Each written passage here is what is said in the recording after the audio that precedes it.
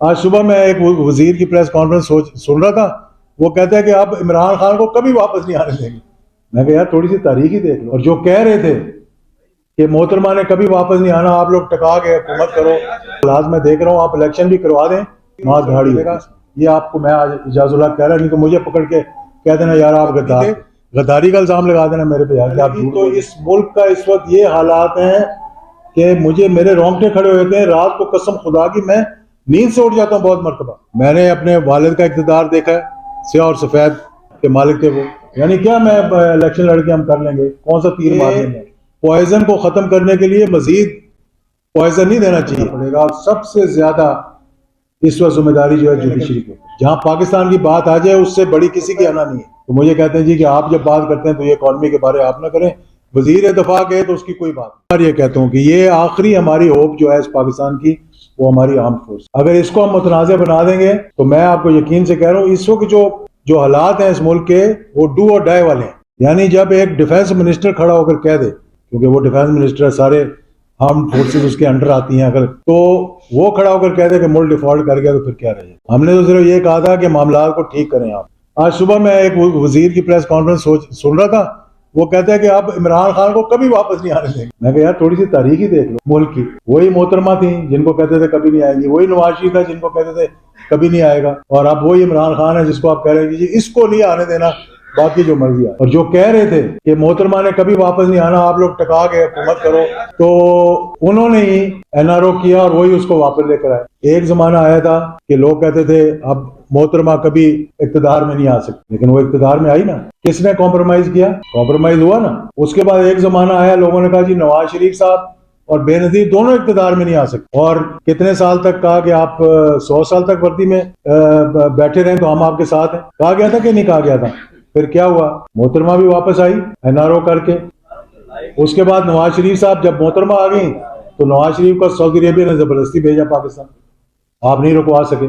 یہ گارنٹی دی تھی اس وقت کی صدر پاکستان نے کہ وہ نہیں آئے۔ جس دن محترمہ لینڈ ہوئی، اس کے بعد کراچی میں دھماکہ ہوا، اس کے بعد پنڈی میں وہ اللہ کو پیاری ہو گئی، مطلب جس دن وہ لینڈ کی اس دن سعودی عربیہ نے کہا کہ اب یہ بھی جائے گا واپس، تم روک کے دکھاؤ۔ تو میں یہ کہنا چاہتا ہوں کہ بات اتنی سی ہے کہ کانسٹیٹیوشن ہے پاکستان، اس کے اندر کہا گیا 90 دن، اور میں یقین کریں کہ جو حالات میں دیکھ رہا ہوں، آپ الیکشن بھی کروا دیں، مار دھاڑی ہوگی اس میں۔ الیکشنز کروائیں۔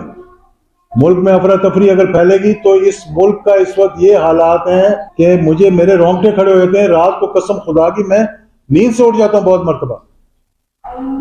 میں کسی کے خلاف کوئی بات نہیں کرنا چاہتا، مجھے کہیں میں نے اپنے والد کا اقتدار دیکھا ہے، سیاہ اور سفید کے مالک تھے وہ۔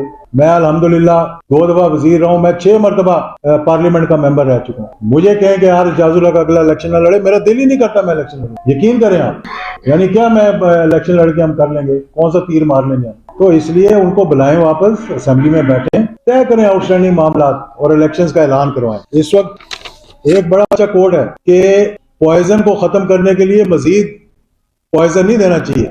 سب سے زیادہ اس وقت ذمہ داری جو ہے جوڈیشری کے اوپر، اس کے بعد اسٹیبلشمنٹ کے اوپر ہے، سارے سٹیک ہولڈرز کے اوپر۔ میں کہتا ہوں خدا کے لیے اپنی انا کو پاکستان کے اوپر نہ لے کے جائیں، اپنی انا اپنے سے اوپر رکھیں۔ یار مجھے گلے سے پکڑ لیں، لیکن جہاں پاکستان کی بات آ جائے اس سے بڑی کسی کی انا نہیں ہے۔ اس وقت معاملہ پاکستان کا ہے، اس وقت اجاز الحق میٹر نہیں کرتا، نواز شریف میٹر نہیں کرتا۔ اور پھر آج کل حالات دیکھیں آپ، یعنی اکانومی ویسی خراب ہے، 5000 کنٹینر کھڑے ہوئے ہیں پورٹ کے اوپر، ان کو چھڑانے کے لیے ہمارے پاس پیسے نہیں ہیں۔ پھر کہتے ہیں جی اجاز الحق بات کرتا ہے، تو مجھے کہتے ہیں جی کہ آپ جب بات کرتے ہیں تو یہ اکانومی کے بارے آپ نہ کریں، وزیر دفاع کے تو اس کی کوئی بات نہیں، وہ خیر ہے بات۔ تو پہلی بات تو میں ان سے یہ پوچھنا چاہتا ہوں کہ 1.8 ارب جو انہوں نے میرے پہ الزام لگایا ہے منی لانڈرنگ کا، وہ کیا ڈالر میں ہے یا روپوں میں ہے یا کویتی دیناروں میں ہے یا قطری ریالوں میں ہے؟ تو ایک تو وہ بات کلیئر نہیں کر رہے ابھی تک کہ کون سی منی لانڈرنگ میں نے کی ہے جس پہ یہ الزام لگایا۔ تو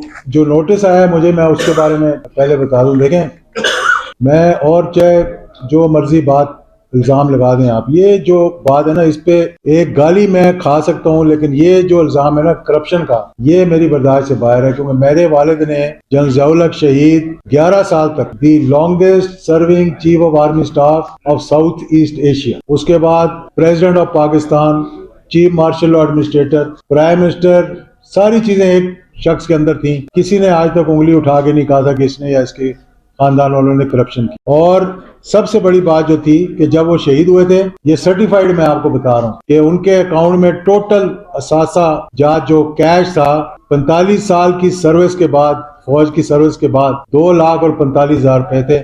اس سے اوپر کوئی نکال دے، اس سے نیچے کوئی نکال دے، میں اپنا حاضر ہوں سزا کے لیے. پھر دوسری بات یہ تھی کہ وہ شخص جس نے اس ملک کی خدمت کی، وہ شخص جس نے پاکستان کے نیوکلیئر پروگرام کو پایا تکمیل تک پہنچایا، الحمدللہ سپر طاقت کے آگے کھڑے ہو گئے. پاکستان میں وہ 11 سالہ دور کو آپ نکال کے دیکھ لیں کہ مہنگائی، بے روزگاری، لا قانونیت، پاکستان کے وقار، پاکستان کی خود مختاری کے حوالے سے، یعنی نہ صرف نیوکلیئر بنایا پاکستان کو بلکہ کنوے کیا انڈیا کو. 1986 میں جب براس اٹیک ہو رہی تھی کہ ہماری طرف اس طرح نہ دیکھنا، اس شخص پہ، اس کے خاندان پہ آپ الزام لگا رہے ہیں. اب افسوس اس بات کا ہے کہ جو سرٹیفائیڈ منی لانڈررز ہیں، جن پہ یہ ثابت ہوا ہے، ان کو تو کوئی پکڑنے کو تیار نہیں ہے.